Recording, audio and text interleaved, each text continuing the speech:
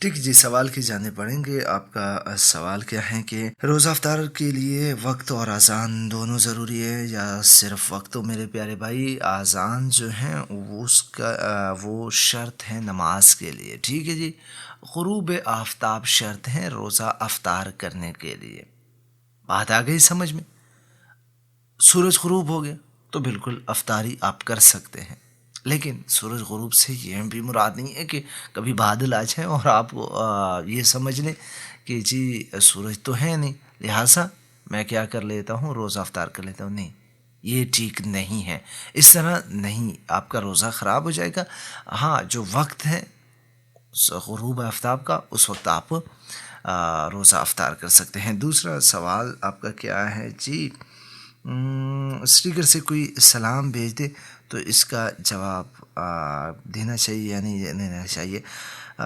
What's app stickers جو ہیں جن میں سلام آپ کو بھیجا جاتا ہے یا جواب جو ہیں اس کے ڈیزائن ہوتے ہیں، یہ بھی دراصل نقش کرنے یا کرنے یا پھر پرنٹڈ مکتوب جو ہیں ان کی ایک شکل ہے اور اسی کے حکم میں ہے، کیونکہ اس کو پڑھا جا سکتا ہے. تاہم پڑھنے والا جو ہے وہ اس سلام کا جواب جو ہے وہ جواب زبانی بھی دے سکتا ہے اور تحریراً بھی دے سکتا ہے. اور یہ دونوں صورتوں میں سلام زبان سے سلام دینا یا تحریراً جواب دینا یہ واجب ہے.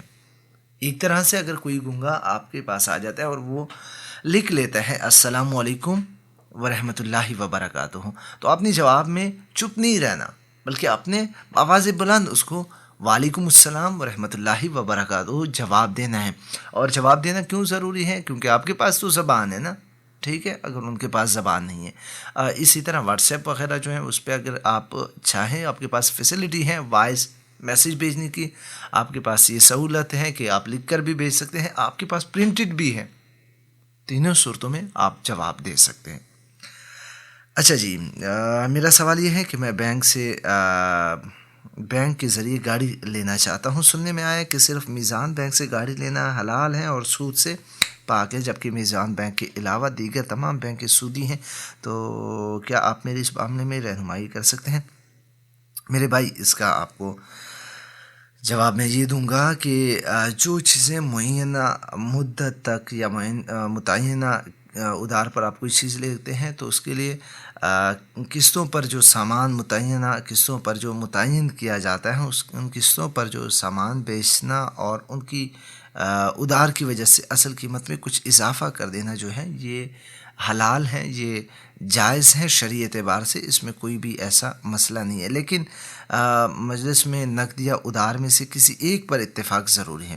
ادار کی صورت میں نقد کے مقابل جو اضافی رقم گاہک ادا کرتا ہے وہ شرعاً سود نہیں بلکہ قیمت ہی کا وہ حصہ ہے. ٹھیک ہے جی.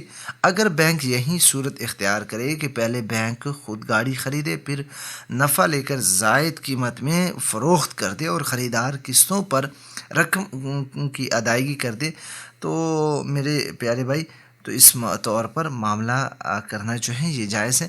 لیکن اگر ہم دیکھ لیں ہمارے پاس ایسے بینکیں ایسے نہیں کرتی، اور تو میرے خیال میں بلکہ میرے خیال میں کیا ہمارے ہاں یہ ایسا نہیں ہوتا بینکوں کے ہاں، جتنی میری معلومات ہیں، لہٰذا اس طرح بینک جو ہے وہ اس طرح نہیں کرتی. تو اس صورت میں یہ شرعاً سودی معاملہ ہے اور یہ حرام ہے. اس طرح آپ کو نہیں کرنا چاہیے. ٹھیک ہو گیا جی. اچھا جی، اس کے علاوہ اور سوال کیا ہیں جی؟ ایک اور سوال آپ کا ہے. میرے بیٹے نے الحمدللہ حفظ قرآن مجید مکمل کر لیا، ماشاءاللہ بڑی بات ہے. ان کی عمر 14 سال 10 ماہ ہے. عیسوی حساب سے بالغ ہونے کے ظاہری آثار بھی نہیں ہیں، نہ داڑھی ہے نہ مونچھ ہے. کیا اس سال تراویح کی جماعت کرا سکتا ہے؟ تو یہ صورت موصولہ میں یہ لڑکا جو ہے یہ شرعی اعتبار سے نابالغ ہیں اور نابالغ کی ابتدا میں تراویح درست نہیں. ٹھیک ہے جی.